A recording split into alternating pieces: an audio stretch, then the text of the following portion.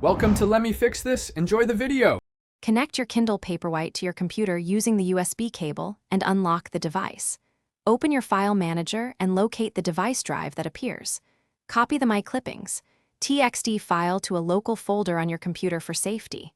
Alternatively, visit Kindle, Amazon.com and sign in to download your notebook as a consolidated highlights file. Use a text editor to remove duplicate entries and organize notes by book title. Save the cleaned notes as a plain text or HTML file for the next step. Open the clean text or HTML file in a word processor or editor that handles page layout.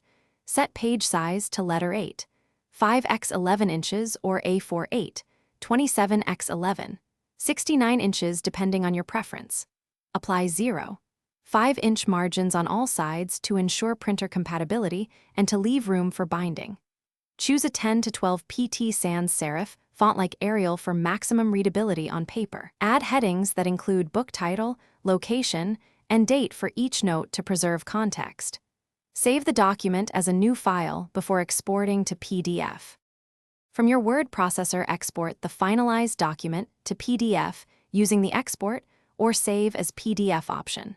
Choose 300 dpi if the option appears to ensure crisp printed text and clear headings. Open the resulting PDF in a reader like Adobe Acrobat or your system viewer for a final check. Set page scaling to 100% and confirm the 0.5-inch margins are preserved on preview. Select color or black and white printing and choose single-sided or double-sided based on your needs. Send the job to the printer and verify the first page before printing the complete set. Thanks for watching. If you found this helpful, don't forget to like and subscribe.